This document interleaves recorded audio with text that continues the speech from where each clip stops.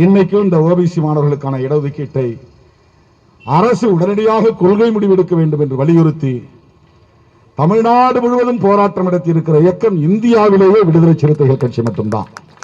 தமிழ்நாடு முழுவதும் நடத்துறோம். ஆனா இந்தியாவில் ஒரே கட்சி, வேற யாரும் இது நடத்தல. அறிக்கை விட்டு இருக்கலாம், யாரும் போராட்டம் நடத்தல. நாம் என்ன சொல்றோம்னா, இது மேண்டேட்டரி அல்ல. மேண்டேட்டரினா சட்டப்பூர்வமா தரக்கூடிய ஒன்று அல்ல. இது வாலண்டரி தான். விரும்பினால் கொடுக்கலாம், இல்லைன்னா கொடுக்க வேண்டியதில்லை. நான் மாண்புமிகு முதலமைச்சர் எடப்பாடி பழனிசாமி அவர்களை பார்த்து கேட்கிறேன், இந்த ஆண்டு நாங்க ஆல் இந்தியா கோட்டா தர முடியாது என்று சொல்லுங்கள், துணிச்சலாக சொல்லுங்கள்.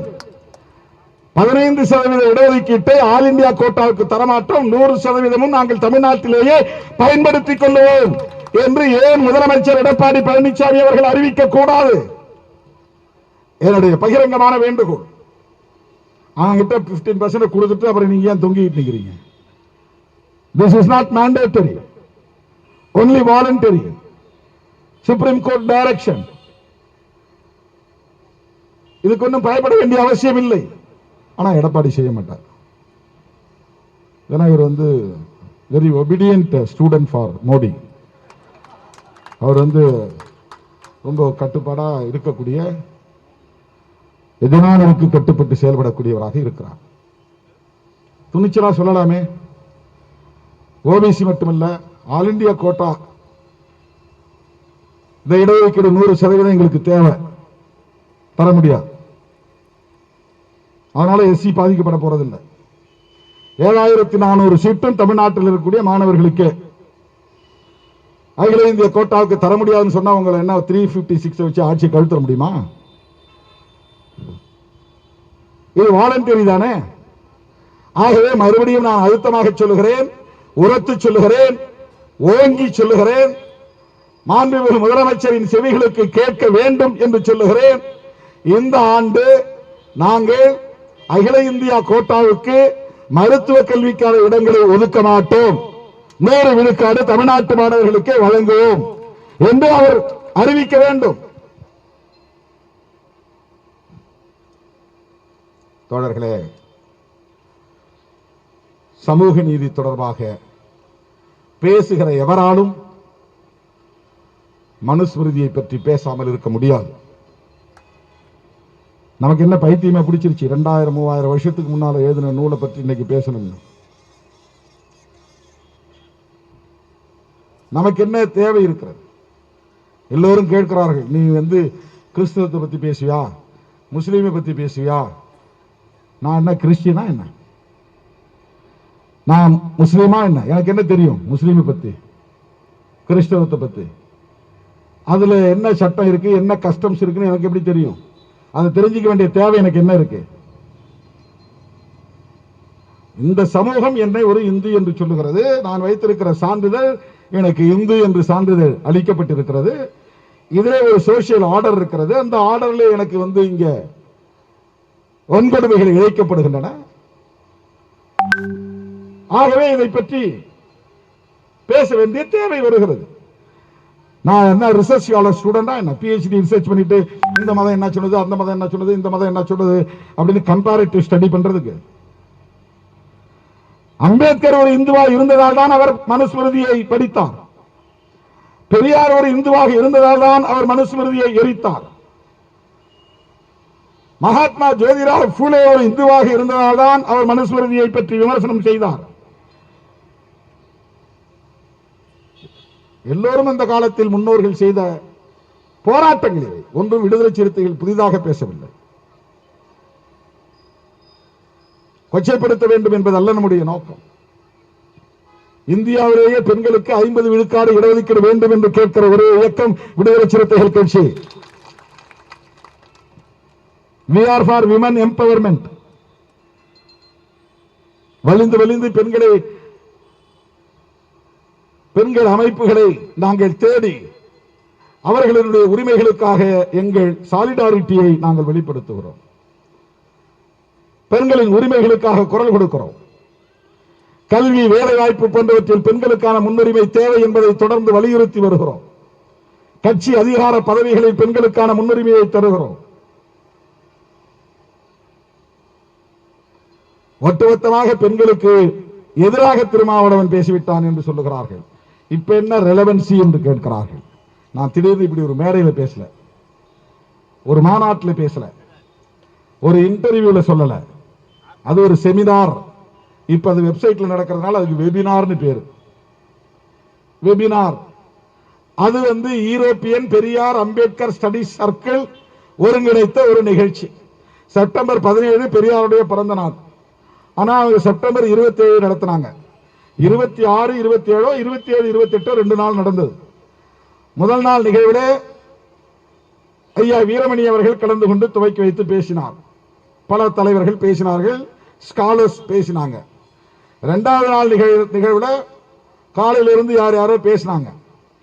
திராவிட முன்னேற்ற கழகத்தினுடைய மக்களவை உறுப்பினர் கனிமொழி அவர்கள் கூட கலந்து கொண்டு பேசினார். நான் எதிலுமே அதுல இணைய முடியல. எனக்கான நேரம் சொல்லுங்க, அப்ப மட்டும் நான் வரேன்ட்டு போனேன் உள்ள. அதுக்கு முன்னாடி பேசியதை நான் கேட்கவில்லை. எனக்கு பின்னாடி யார் பேசினார் என்பது எனக்கு தெரியாது. அவர்கள் இன்விடேஷன்ல என் பேர் எங்க போட்டிருக்காங்கன்னு தெரியாது. எனக்கு என்ன தலைப்புன்னு கூட நான் பார்க்கல. அந்த நேரம் போன் பண்ணி நான் என்ன தலைப்புல பேசணும்னு கேட்டேன். அப்ப அவர் சொன்னாரு, பெரியார் அண்ட் இந்தியன் பாலிடிக்ஸ். அது வாஸ்ட் சப்ஜெக்டாக ஸ்பெசிபிக்கா என்ன பேசணும், பெரியார் அண்ட் சோசியல் ஜஸ்டிஸ் பேசுங்க, இல்ல பெரியார் அண்ட் ஃபெமினிசம் பேசுங்க, இதான் சொன்னாங்க. எனக்கு இந்த ப்ரிப்பரேஷன் பண்ற வழக்கம்லாம் கிடையாது, குறிப்பெடுத்து வச்சுட்டு பேசுற வழக்கம் எனக்கு கிடையாது. நான் பாட்டுக்கு எக்ஸ்டம்போரா பேசினேன். அப்ப ஒரு இன்டர்பிரேஷன், அவ்வளவுதான். அது ஒரு விளக்கம். அனுஸ்மிருதி சமஸ்கிருதத்தில் எழுதப்பட்டது, பல மொழிகளில் மொழியாக்கம் செய்யப்பட்டிருக்கிறது. தமிழிலும் இருக்கிறது, ஆங்கிலத்திலும் இருக்கிறது. புரட்சியாளர் அம்பேத்கர் அவர்களை பொறுத்தவரையில் இந்த ஒரிஜினல் சோர்ஸ் என்னன்னு தான் பார்ப்பாரு, ஒரிஜினல் ரிசோர்ஸ் என்னன்னு தான் பார்ப்பாரு. அதுக்காகவே அவர் சமஸ்கிருதம் படித்தார். சமஸ்கிருதம் படித்து சமஸ்கிருத நூல்களை கற்றவர். அதுதான் வேற எந்த தலைவருக்கும் இல்லாத சிறப்பு புரட்சியாளர் அம்பேத்கருக்குள்ள சிறப்பு. அவர் டிரான்ஸ்லேஷனை படிச்சுட்டு அதோட அப்படி நின்ற ஆள் கிடையாது. அதனுடைய ஒரிஜினல் சோர்ஸ் என்னன்னு தேடிக்கிட்டே போவார். அப்ப அது இன்னொரு மொழியில இருக்கு, இன்னொரு மொழியில இருக்குன்னா அதை படிச்சாகணும். அதுக்காக சான்ஸ்கிரிட்டை கத்துக்கிட்டார். வடமொழி கத்துக்கிட்டவங்களுக்கு, இந்தி மராத்தி கத்துக்கிட்டவங்களுக்கு சான்ஸ்கிரிட் படிக்கிறது ஈஸி. ஏன்னா சான்ஸ்கிரிட்டுக்கு ஸ்கிரிப்ட் கிடையாது, எழுத்து கிடையாது. அதுக்கு தேவநாகரி ஸ்கிரிப்ட்னு ஒரு இந்தி எழுத்தை தான் அவங்க பயன்படுத்துறாங்க. அது கிட்டத்தட்ட அரபு மொழி தான். அரபுக்கான ஸ்கிரிப்ட் தான். உருது தான் அங்க இருக்கும் பெரும்பாலும். உருதுவும் அதுவும் கிட்டத்தட்ட ஒரே மாதிரி இருக்கும். தேவநாகரி ஸ்கிரிப்ட்னு அது சொல்றாங்க. அதனால அதை படிக்கிறது ஈஸி. மராத்தி படிச்சவங்க இந்தி படிப்பாங்க ஈஸியா, இந்தி படிக்கிறவங்க உருது ஈஸியா படிப்பாங்க. இதெல்லாம் கத்துக்கிட்டவங்க சான்ஸ்கிரிட்டையும் ஈஸியா படிக்க முடியும். புரட்சியாளர் அம்பேத்கர் அவர்களுக்கு சமஸ்கிருதம் படிப்பதிலே பெரிய சிக்கல் எழவில்லை. படித்தார், ஆத்திரப்பட்டார், வீதிக்கு வந்தார். 1927 டிசம்பர் 25 அதை தீயிட்டு கொளுத்தினார். ஏன் கொளுத்தினார்னு படிங்க. அம்பேத்கருக்கு ஜெயந்தி கொண்டாடுறீங்களா? அம்பேத்கர் இந்துக்களின் தலைவர் என்று சொல்லுகிறீர்கள் அல்லவா? அவர் கிறிஸ்தவத்தை தேர்வு செய்யல, அவர் இஸ்லாத்தை தேர்வு செய்யல. அதெல்லாம் விதேசி மதங்கள். பௌத்தங்கிறது சுதேசி மதம், இந்தியாவில் தோன்றிய மதம், இந்து மதத்தின் ஒரு கிளை. அதனால்தான் புரட்சியாளர் அம்பேத்கர் அவர்கள் பௌத்தத்தை தேர்ந்தெடுத்தார். அவர் எந்த இடத்திலும் இந்து மக்களை குறை சொல்லவில்லை. இது எவ்வளவு பெரிய அண்ட புழுகு, ஆகாச புழுகு. இந்தியாவிலே சனாதனத்தை எதிர்த்து தனது இறுதி மூச்சு வரையில் மூர்க்கமாக எதிர்த்த ஒரு போராளி உண்டு என்றால் அது புரட்சியாளர் அம்பேத்கர் அவர்கள்.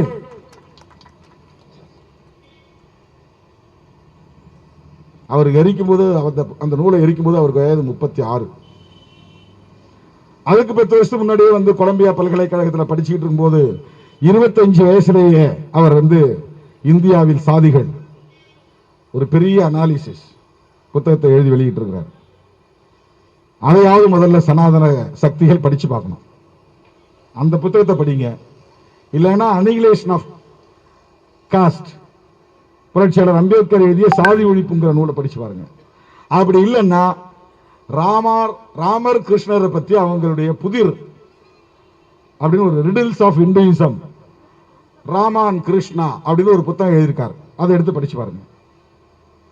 படிச்சுட்டு அப்புறம் வாங்க. ஏன்னா நான் வந்து அம்பேத்கரின் பிள்ளை, பெரியாரின் மாணவன், அவ்வளவுதான் என்னுடைய தகுதி. அம்பேத்கரின் பிள்ளை, பெரியாரின் மாணவன், பெரியாரின் பிள்ளை, அம்பேத்கரின் மாணவன். அவங்க பேசியதை நான் திருப்பி பேசுறேன். என்னுடைய சொந்த புத்தியிலும் சொந்த வார்த்தையிலும் பேசுறேன். பெரியார் உங்களுக்கு பிடிக்காது, ஆனா அம்பேத்கர் தூக்கி வச்சுட்டு கொண்டாடுறீங்களா இல்லையா? பெரியாருக்கு நீங்க பிறந்த நாள் விழா கொண்டாடுறதில்ல, சரி. அம்பேத்கருக்கு ஒவ்வொரு ஆண்டும் நினைவு நாளும் பிறந்த நாளும் கொண்டாடி கொண்டிருக்கிற கட்சி தானே பிஜேபி. அம்பேத்கர் ஜெயந்தி.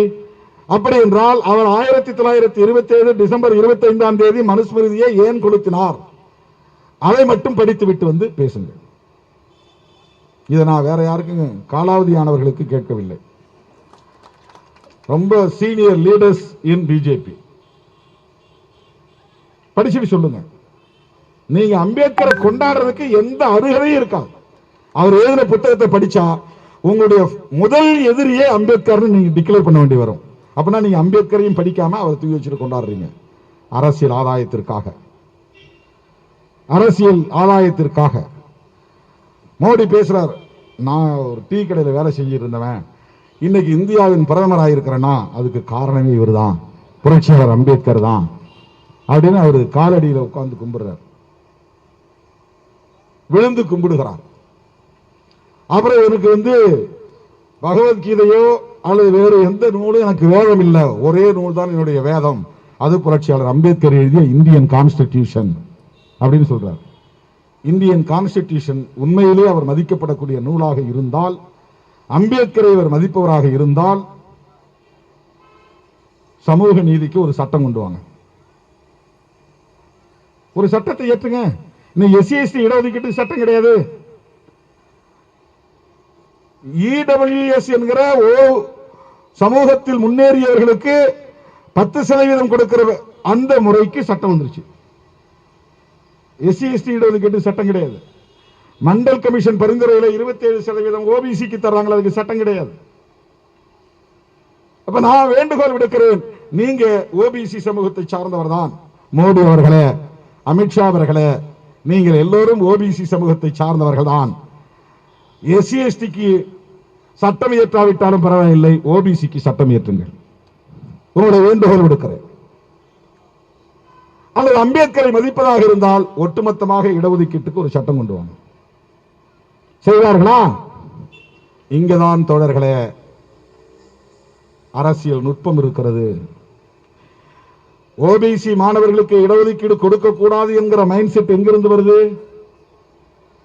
அரசு பள்ளி மாணவர்களுக்கு 7.5% இடஒதுக்கீடு கொடுக்க போகிறோம் என்று எடப்பாடி பழனிசாமி அவர்கள், மாண்புமிகு முதலமைச்சர் அவர்கள் ஒரு சட்ட மசோதாவை நிறைவேற்றி ஆளுநர் ஒப்புதலுக்கு கொண்டு போய் கொடுத்து வைத்திருக்கிறார். உடனே ஒப்புதல் கையெழுத்து போட வேண்டியதானே? பாஸ் பண்ற எல்லா பில்லுக்கும் கையெழுத்து போடுற கவர்னர் இதுக்கு ஏன் வச்சிட்டு இருக்கிறார் பெண்டிங்? என்ன காரணம்? இதுல என்ன சிக்கல்? இது புதிய இடஒதுக்கீடு முறை இல்லையே. புதிதா ஒரு சாதிக்கு யாருக்கு இடஒதுக்கீடு கொடுக்கிறதா அவர் அறிவிக்கலையே.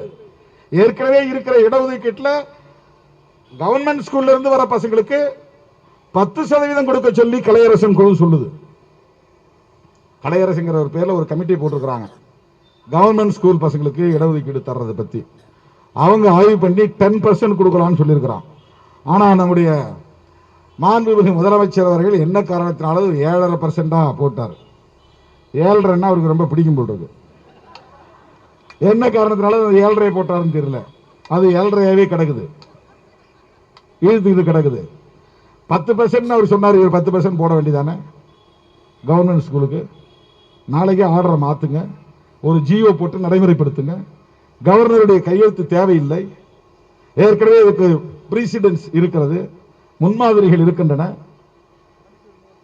15 விழுக்காடு ரூரல் ஸ்டூடெண்ட்ஸுக்கு எஜுகேஷன்ல என்ஜினியரிங், மெடிக்கல்.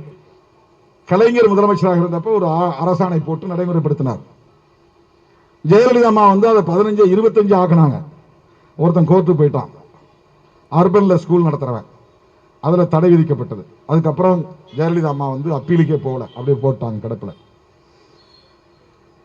ரூரல் ஸ்டூடெண்ட்ஸுக்கு இடஒதுக்கீடு தருவது தொடர்பாக அரசாணை பிறப்பிக்க மாநில அரசுக்கு அதிகாரம் இல்லை என்று நீதிமன்றம் தடை விதிக்கவில்லை. ரூரல் ஸ்டூடெண்ட்ஸ் எப்படி பாதிக்கப்படுறாங்கிறத நீ ப்ரூவ் பண்ணல, அதனால தடை விதிக்கிறேன், தடை விதிச்சிட்டான். இப்ப கவர்மெண்ட் ஆர்டர் போடுறதுக்கு அரசாங்கத்துக்கு அதிகாரம் இருக்கிறது. இப்ப நீங்க 7% தானே உங்களுக்கு பிடிச்சிருக்கு, 7% ஒரு ஜியோ பாஸ் பண்ணிட்டு நாளைக்கு அப்ளை பண்ணுங்க, அதை இம்ப்ளிமெண்ட் பண்ணுங்க, நடைமுறைப்படுத்துங்க. எல்லாம் நாடகம். ஏன் கவர்னர் கையெழுத்து போடல? கவர்னருடைய மைண்ட் செட்டு இடஒதுக்கீடுனாலே அலர்ஜி, சமூக நீதி என்றாலே மறுப்பு, மறுதளிப்பு கூடாது, இவர்களை எம்பவர் பண்ணக்கூடாது, தலித் எம்பவர் ஆகக்கூடாது, விமன் எம்பவர் ஆகக்கூடாது, ஓபிசி என்கிற சூத்ராஸ் எம்பவர் ஆகக்கூடாது. இதான் மைண்ட் செட். இவங்களுக்கு எங்கிருந்து இந்த மைண்ட் செட் உருவானது? காலம் காலமாக இந்த மண்ணிலே போதிக்கப்பட்டு வருகிற மனுஸ்மிருதி தான், அதனுடைய போதனைகள் தான் காரணம். ஆகவேதான் நாம் சொல்லுகிறோம், இது பெண்களுக்கு எதிராக இருக்கிறது, தலித்துகளுக்கு எதிராக இருக்கிறது, பெரும்பான்மை இந்துக்களாக இருக்கிற ஓபிசி மக்களுக்கும் எதிராக இருக்கிறது. இப்படி இதை சொல்லிக் கொண்டிருக்கிற காரணத்தினால் நம் மீது அவதூறுகளை அள்ளி வீசுகிறார்கள். அவதூறுகளை பற்றி கவலைப்பட வேண்டாம் தோழர்களே. ஒரு கட்ட போராட்டம் இன்றைக்கு முடிந்தது. 3 கட்டம் அறிவித்தேன், முடிக்கிறேன். 31ஆம் தேதி நம் மீது பொய் புகார் கொடுத்தவர்கள் மீது வழக்கு பதிவு செய்ய சொல்லி இதே இடத்தில் சென்னையில் ஆர்ப்பாட்டம், வள்ளுவர் கோட்டத்தில் ஆர்ப்பாட்டம் நடைபெறுகிறது. தமிழ்நாடு பூரா நடக்கும் சொன்னா அதை கேன்சல் பண்ணிட்டேன். ஒரே இடத்தில் மட்டும்தான் ஆர்ப்பாட்டம். 31ஆம் தேதி அதை வெட்டி ஒட்டி பொய்யாக புகார் கொடுத்து நம் மீது வழக்கு போட வைத்து கைது செய்ய வலியுறுத்தி தமிழ்நாட்டில் ஒரு பதற்றத்தை உருவாக்கக்கூடிய கும்பலின் மீது வழக்கு பதிவு செய்ய வலியுறுத்தி 31ஆம் தேதி ஆர்ப்பாட்டம். அதன் பிறகு நவம்பர் 2ஆம் தேதியிலிருந்து தொடர்ந்து 3 நாட்கள் கிராமம் கிராமமாக, வீடு வீடாக பெண்களை இழிவுபடுத்தியது யார் என்கிற கேள்வியை எழுப்பும் வகையில் துண்டறிக்கைகள் அச்சிட்டு மக்களிடத்திலே கொண்டு போய், குறிப்பாக பெண்களிடத்திலே கொண்டு போய் கொடுப்போம். மனு நூல் விழிப்பு மக்கள் சந்திப்பு என்கிற பெயரில் ஒரு பரப்புரை பயணத்தை நாம் மேற்கொள்ள இருக்கிறோம். இந்த 3 கட்ட போராட்டம் வெற்றிகரமாக, ஒரு போராட்டம் முடிந்தது, மீண்டும் 2 கட்ட போராட்டம் இருக்கிறது. இந்த போராட்டத்திற்கு நீங்கள் அணியமாக வேண்டும். யாரையும் சமூக வலைத்தளங்களில் தனிப்பட்ட முறையில் அவர்கள் தரத்துக்கு கீழே இறங்கி விமர்சிக்க வேண்டாம், எழுத வேண்டாம். அவர்கள் பேசட்டும், எழுதட்டும், தொடர்ந்து அவர்கள் செய்யட்டும். நாம் வேடிக்கை மட்டும் பார்ப்போம். சமூக வலைத்தளங்களிலே பதிலடி கொடுக்கிறோம் என்கிற பெயரால் நம்முடைய தரத்தை தாழ்த்திக் கொள்ள வேண்டாம் என்று கேட்டுக்கொண்டு, ஓபிசி மாணவர்களுக்கான இடஒதுக்கீட்டை வழங்குவதற்கு மைய அரசு உடனடியாக கொள்கை முடிவெடுக்க வேண்டும் என்பது எங்கள் கோரிக்கை. இது மைய அரசுக்கு, மாநில அரசுக்கு நாங்கள் விடுக்கிற கோரிக்கை. மைய அரசு அந்த முடிவெடுக்காவிட்டால் இந்த ஆண்டு 100 விழுக்காடு தமிழ்நாட்டு மாணவர்களுக்கு மருத்துவ கல்வி இடங்களை நிரப்புவோம் என்று மாண்புமிகு முதலமைச்சர் அறிவிக்க வேண்டும் என்கிற வேண்டுகோளை விடுத்து விடைபெறுகிறேன். நன்றி, வணக்கம்.